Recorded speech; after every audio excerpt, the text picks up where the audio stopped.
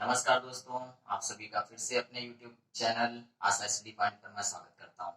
आज का हमारा इतिहास का एक बहुत ही महत्वपूर्ण चैप्टर कह सकते हैं हम सिंधु सभ्यता या सिंधु घाटी सभ्यता या हड़प्पा सभ्यता के नाम से जाना जाता है, जिसका आपने देखा होगा अक्सर जिक्र किया जाता है क्योंकि भारत की एक ऐसी सभ्यता रही है जो आदि ऐतिहासिक काल में काफी फेमस रही है। यानी इसके बारे में जानकारी तो हमें मिली, लेकिन इसके जो चित्रों के माध्यम से या जो इसकी लिपि थी उसको हम पूर्ण रूप से नहीं पढ़ पाए थे। यानी वर्णन मिलता है लेकिन उसको हम पूरी तरीके ज्ञात नहीं कर पाए। जैसा कि मैंने पिछले वीडियो में इतिहास का परिचय कराया था, प्रागैतिहासिक काल क्या होते हैं, आदि ऐतिहासिक काल क्या होते हैं, ऐतिहासिक काल क्या होते हैं, उसी में आगे हम लोग बढ़ते हैं।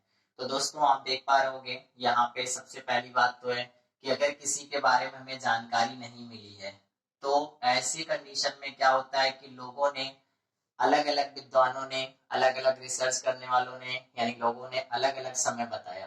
तो हमें इस तरीके के कोई भी प्रश्न पे लोगों के द्वारा बताए हुए सन से क्वेश्चन नहीं बनेगा। हमारे क्या एक पद्धति है वो आप सभी ने सुना होगा, C14 यानी रेडियो कार्बन पद्धति से हम क्या करते हैं, किसी भी जीवाश्म की आयु ज्ञात करते हैं। तो उस अनुसार सिंधु घाटी सभ्यता का पूरा समय पूरा समय की सिंधु घाटी सभ्यता 2350 से 1750 बीसी के मध्य मानी गई। अब ऑप्शन आपका वहां जो भी देता है तो हम इस एग्जैक्ट तिथि को ही वहां पे लगाते हैं। अगर ये नहीं देगा तो 2500 से 1700 के आसपास में जो भी आपकी तिथियां दी होगी वही आंसर हमारा सर्वमान माना जाता है।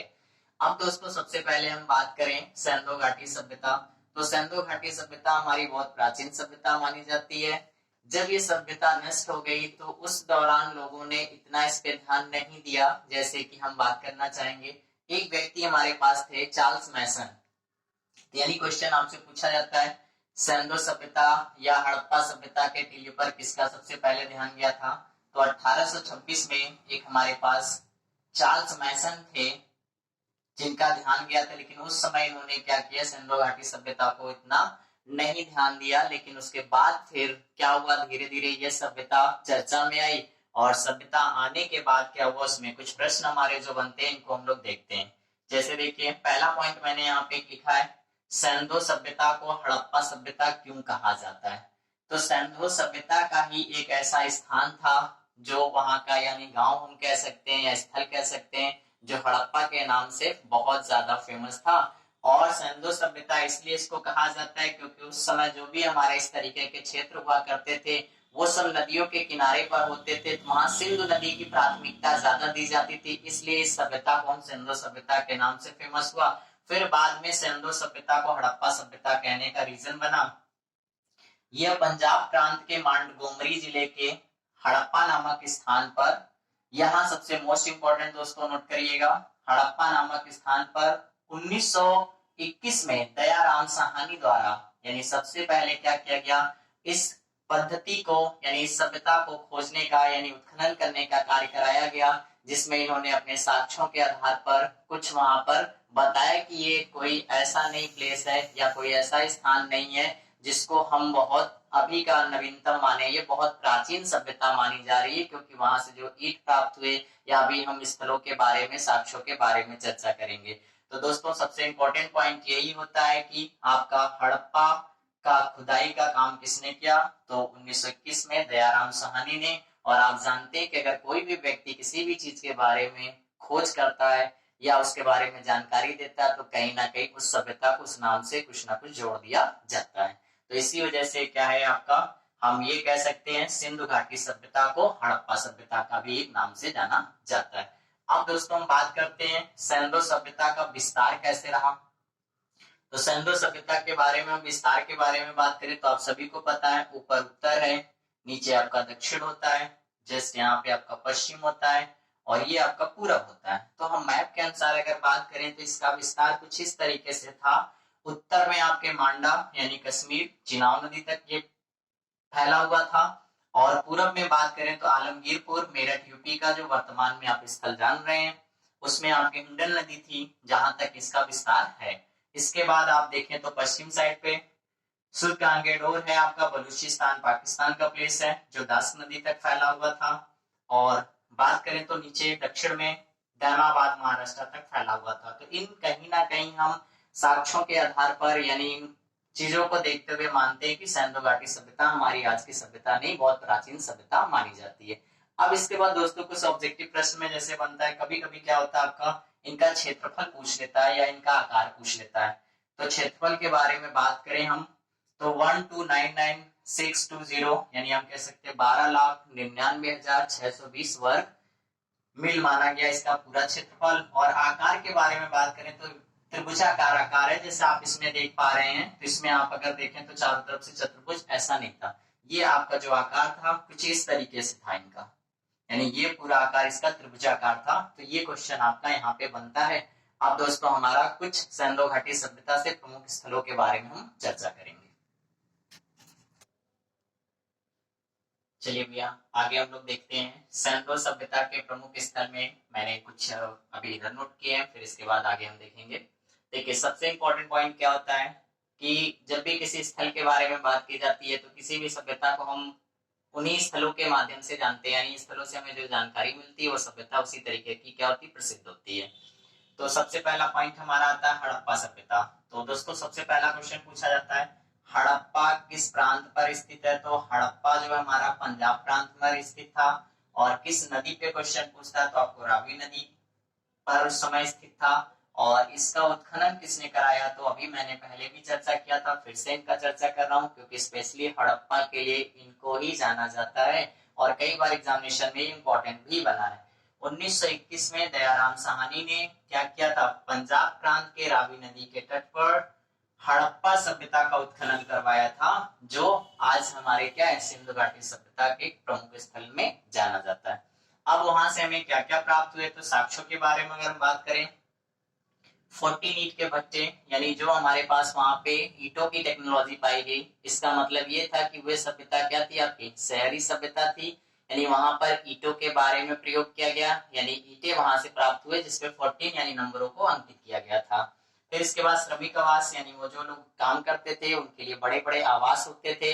या फिर इस प्रसाधन मंजूषा वर्ड यूज किया जाता है। प्रसाधन मंजूषा से हमारा तात्पर्य होता है ऐसी सामग्री से जो स्त्रियां श्रृंगार के रूप में यूज करती थी। तो हमारे पास प्रसाधन मंजूषा और 837 कब्रिस्तान, यानी उस समय दफनाने की प्रथा थी और वो क्या करते थे, उनपे कोई ना कोई नंबर अंकित करते थे, जैसे उन कब्रों को पहचान सके किसकी क्या चीजें हैं।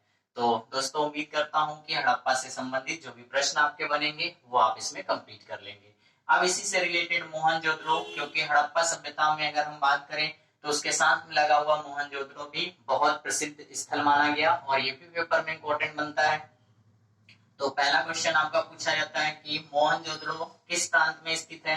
तो स्थित था तो आपका सिंधु प्रांत पर स्थित था, जो वर्तमान में कहाँ चला गया, तो पाकिस्तान का नाम आप सभी जानते हैं, तो पाकिस्तान में है ये। वहां पे कौन सी नदी है, तो सिंधु नदी है। और इसका उत्खनन यानी सबसे पहले उस कार्य को या ढूंढा किसने, तो आपका 1922 में राखलदास बनर्जी जी ने इसका उत्खनन कराया था। तो दोस्तों देखिए ये जो नाम हम बार बार आपको नोट कराते हैं इनको बहुत ध्यान देना है आपको। दयाराम साहनी ने किसका उत्खनन कराया, कब कराया, या फिर राखलदास बनर्जी ने किसका उत्खनन कराया, कब कराया, क्योंकि पेपर में बहुत कंफ्यूजन बनते हैं। तो आप इसको जैसे मैंने नोट किया इसी तरीके से आप 2-3 बार नोट करें या वीडियो को बार बार देखें तो आपको डेफिनेटली वो चीजें तैयार हो जाती हैं। अब देखिए यहाँ पे हम साक्ष्यों के बारे में बात करें तो यहाँ पे सूती ऊनी कपड़ों के अवशेष, यानी इन लोगों ने क्या सूती ऊनी कपड़ों के बारे में पहचान लिया था। स्नानागार यानी बड़े बड़े नहाने के स्थल होते थे। नृत्य करती मूर्तियां, यानी वहां पे उत्सव वगैरह आयोजन किया जाता था। और अन्नागार मतलब होते थे विशाल भवन को अन्नागार के नाम से जाना जाता था। अब दोस्तों यहाँ पे एक पॉइंट नोट कर लीजिएगा, बार बार प्रश्न पूछता है कि मोहनजोदड़ो को और किस नाम से जाना जाता है या मोहनजोदड़ो का अर्थ क्या होता है। तो इसे मृतकों का टीला कहा जाता है, कई बार क्वेश्चन पूछा गया है, मृतकों का टीला के नाम से भी जानते हैं।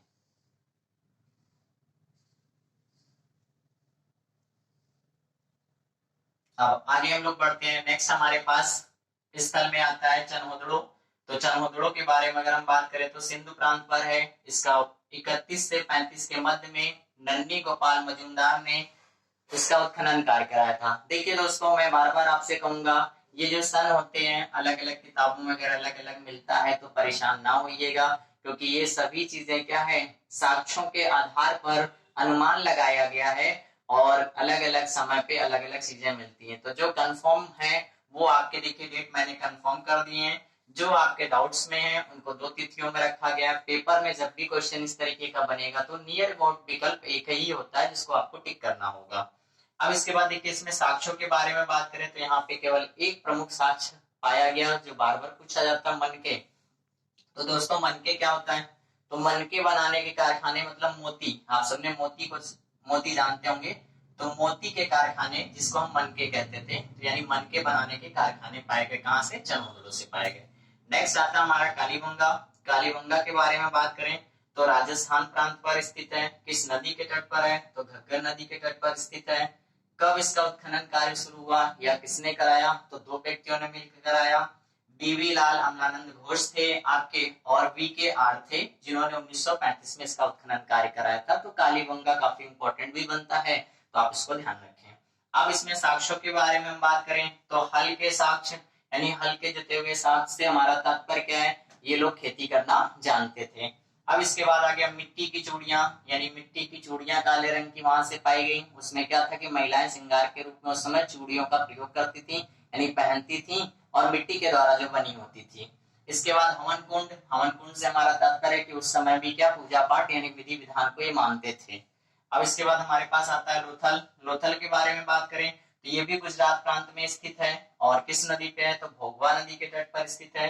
इसका उत्खनन का कार्य जो कराया था एन.आर. राव ने कराया था, 1957 में कराया था। तो अब दोस्तों इसके साक्ष्य के बारे में हम बात करें तो चावल के साक्ष्य पाए गए।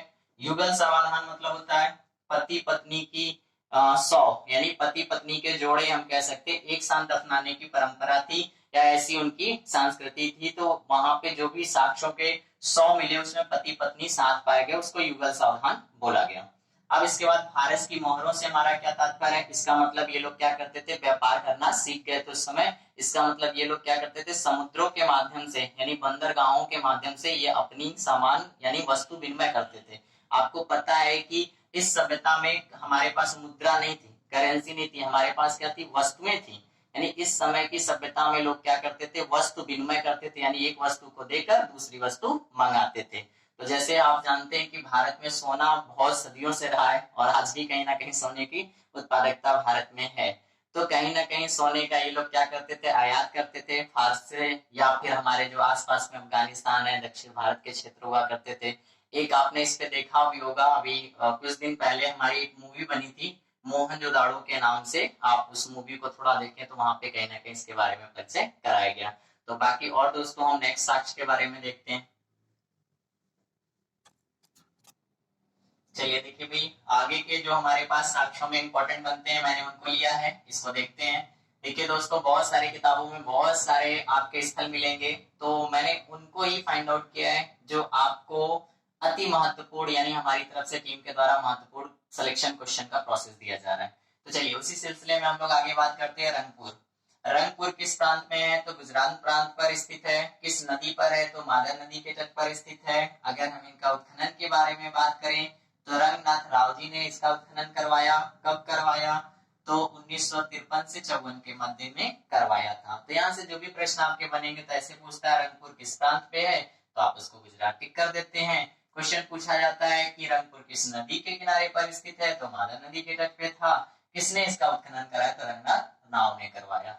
या तो कभी कभी दोस्तों ऐसा भी प्रश्न इसमें आ जाता है, मैंने 3-4 स्थल जैसे आपको बताए तो उसी तरीके से 3-4 स्थल दे देता और इधर आपका मैचिंग करने के लिए दे देता है कि इसका उत्खनन किसने कराया, तो आप क्रॉस मल्टीपल करके उनको देख लेते हैं किसका कहाँ पे सही बनता है। तो ये पेयर वाले भी प्रश्न आपके एग्जाम में बनते हैं। अब दोस्तों हम बात करें साक्ष्य के बारे में, तो यहाँ धान की भूसी पाई गई लेकिन चावल नहीं पाए गए। देखिए ऐसे कुछ चीजें अपवाद हैं, क्योंकि जो चीज साक्ष्य में मिली है उसी के बारे में वर्णन किया गया और उसी को पढ़ते हैं। चावल अभी मैंने बताया पिछली वीडियो में कि कहाँ से पाए गए। अब यहाँ पे धान की भूसी है तो वहां पे धान की भूसी नहीं पाई गई और यहाँ पे धान के मतलब यहाँ पे चावल नहीं पाए गए। तो अब ये मत कहिए सर कैसे, क्योंकि ये हम उस सभ्यता के बारे में बात कर रहे हैं जिसके बारे में वर्णन तो मिला लेकिन हम उसको क्लियर नहीं कर पाए, यानी उसको पढ़ नहीं पाए, स्पष्ट जानकारी नहीं कर पाए। क्योंकि आदि ऐतिहासिक काल में मैंने आपको परिचय कराया था कि ये सभ्यता हमारी उस समय की मानी जाती है। इसके पहले की सभ्यता के बारे में बात करें तो वैदिक सभ्यता हमारी मानी जाती है, तो वैदिक सभ्यता भी ऐसी रही है। हम वैदिक सभ्यता के बारे में भी चर्चा करेंगे। आगे जब देखते हैं हम तो सुतकोतरा आता है। ये भी गुजरात प्रांत पर स्थित है। किसने उत्खनन कार्य कराया था? जगपत जोशी ने कराया था 1964 में कराया था। ये किसी नदी के किनारे नहीं है, इसलिए नदी का नाम मेंशन नहीं किया गया। अब साक्ष्य के बारे में बात करें दोस्तों, तो यहाँ से घोड़े की अस्थियों के साक्ष्य पाए गए। अब देखिए एक अपवाद भी है यहाँ पे। लोग कहते हैं कि सिंधु घाटी सभ्यता में किसके साक्ष्य नहीं पाए गए तो भी आप घोड़े का ही लगाएंगे, और कहा गया पाए गए तो भी आप लगाएंगे, क्योंकि वो साक्ष्य ऐसी कंडीशन में नहीं था कि जिसको हम पहचान सके कि 100% ये घोड़े के ही साक्ष्य हैं। लेकिन सेंधो नाम से हम जानते हैं कि एक घोड़े का नाम आपका पर्यायवाची होता है, इस वजह से वो जो साक्ष्य माना गया वो घोड़े का ही माना गया। तो यहाँ हाँ में भी आंसर है और ना में भी, दोनों में आंसर आपका घोड़ा ही लगाते हैं। अब देखिए इसके बाद हमारे पास आता है बनावली। तो वनमाली के बारे में हम बात करें तो ये आपका हरियाणा में है, हरियाणा के हिसार प्रांत में स्थित है। अगर हम इसके बारे में बात करें तो इसका उत्खनन 1993 में कराया गया था, RS बिशप ने कराया था। तो ये सारी चीजें आप देख पा रहे होंगे कि इनके साक्ष्यों से रिलेटेड और इनके प्रांतों के बारे में जानकारी, लोगों का समय समय पे नाम मेंशन किया गया और इन्हीं को आपको ध्यान में रखना है। साक्ष्य के बारे में बात करें तो अच्छे किस्म के जौ पाए गए, तांबे के वड़ाग्र, वड़ाग्र मतलब होता है बाण, और बाण बटकरे मतलब तौलने का कार्य करते थे, जिससे बाण बटकरे उसको बोलते थे। वो सभी उस समय तांबे के बनाए हुए थे, क्योंकि कहीं ना कहीं हम उस समय तांबे का प्रयोग करना सीख गए थे। अब इसके बाद हमारे पास आता है आलमगीरपुर। हमने अभी भी चर्चा किया, जब मैंने आपको सिंधु सभ्यता का मैप दिखाया तो उसमें मैंने बताया आलमगीरपुर क्या है, हमारे मेरठ उत्तर प्रदेश प्रांत में है, हिंडन नदी के तट पर है। इसका उत्खनन के बारे में हम बात करें या इसका पता किसने लगाया तो 1958 में यज्ञदत्त शर्मा जी ने कराया, यानी 1958 में यज्ञदत्त शर्मा ने। और साक्ष्यों के बारे में बात करें तो सिंधु सभ्यता के पूर्वी साक्ष्य यानी हड़प्पा सभ्यता में जो जो चीजें पाई गई माना जाता वो सारी चीजें आलमगीरपुर से भी पाई गई थी। अब दोस्तों आज का हमारा अंतिम पॉइंट होगा जिसको आप देखेंगे धार्मिक जीवन के बारे में। तो आप देखें इस वीडियो को, बहुत ज्यादा लंबा नहीं है लेकिन यहाँ से आपका इंपॉर्टेंट बनता है, तो इसको 2 से 3 बार देखें। और मैंने इसीलिए चार्ट को पूरा अच्छे से बना रखा है कि आपको लगता है तो आप उसको स्क्रीनशॉट कर सकते हैं या अपना नोट्स तैयार कर सकते हैं। तो अब हम धार्मिक जीवन के बारे में अगर बात करते हैं तो पशुपति धार्मिक जीवन, तो ये लोग क्या करते थे पशुपति, और पशुपति से आप समझ गए होंगे किसके बारे में, पशुपति शिव की पूजा करते थे एवं मातृ देवी की। तो दोस्तों आप जानते हैं कि पशुपति शिव यानी भगवान शंकर जी के बारे में, और मातृ देवी यानी उस समय लोग क्या करते थे मातृ सत्तात्मक ज्यादा थे, यानी इन चीजों पे क्या करते थे बहुत ज्यादा लोग विश्वास करते थे और स्त्रियों को बहुत ज्यादा सम्मान दिया जाता था। और आज भी ऐसी परंपरा हमारी रही है, यानी हमारी सभ्यता है सिंधु घाटी सभ्यता जो भारत से संबंधित है। अब कुछ क्वेश्चन इनके आ जाते हैं, जैसे कि कभी कभी क्वेश्चन आपके पेपर में पूछ लेता है सिंधु घाटी सभ्यता के पतन का कारण क्या था। तो मैं आपको बताना चाहूंगा कि देखिए सिंधु घाटी सभ्यता के पतन के कारण में आज तक कोई नहीं बता पाया, क्योंकि बहुत सारे इसमें क्या है भ्रांतिमान है। अलग अलग लेखकों ने, अलग अलग विद्वानों ने अपनी अपनी धारणाएं बताई, क्योंकि उस सभ्यता के बारे में कुछ भी जानकारी नहीं पता चली। फिर भी मैं कुछ ऑप्शन बताता हूं, जैसे माना जाता है पतन में मुख्य रूप से आर्यों का आगमन और जलवायु परिवर्तन,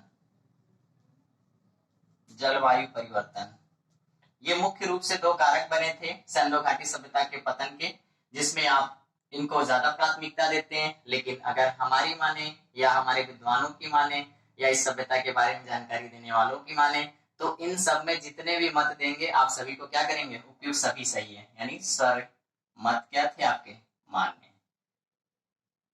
तो दोस्तों यहाँ पे जो भी ऑप्शन आपका बनेगा तो उसमें एक विकल्प दिया होगा जिसमें सभी का उपयुक्त विकल्प होगा। अब कुछ ऑब्जेक्टिव देखिए, मैं क्वेश्चन बता देता हूँ आपको। क्वेश्चन पूछा जाता है सिंधु सभ्यता कैसी सभ्यता थी, तो सिंधु घाटी सभ्यता हमारी दोस्तों नगरी सभ्यता थी। क्यों? उसका रीजन था कि इनके जो रोड होते थे वो सभी 90 डिग्री पर काटते थे, और आप जान सकते हैं कि इस तरीके का उस समय विकास अपने आप में एक शहर को प्रदर्शित करता। और सबसे बड़ी बात थी, इनके जो भी घर होते थे उनके दरवाजे हमेशा क्या होते थे, सड़क के विपरीत बनते थे। तो इन सब चीजों को देखते हुए इनको क्या माना गया, नगरीय सभ्यता माना गया। और युग के बारे में पूछता है तो ये सभ्यता कांस्य युगीन सभ्यता मानी जाती है, जो कई बार पेपर में प्रश्न पूछा जा चुका है। और अगर कहा जाए सिंधु सभ्यता के निर्माता कौन है, तो एक वर्ड आपको ऑप्शन में देता द्रविड़, तो इनको निर्माता उसका माना जाता है। तो इस तरीके के कुछ ऑब्जेक्टिव प्रश्न आपके बनते हैं, तो आप उन ऑब्जेक्टिव प्रश्नों को सॉल्व करिए। प्रॉब्लम आती तो कमेंट्स करिए। मैं बहुत जल्दी जो भी चैप्टर आपको पढ़ा रहा हूँ इस सीरीज में ऑब्जेक्टिव क्वेश्चन भी हमारे शुरू हो जाएंगे। Thank you.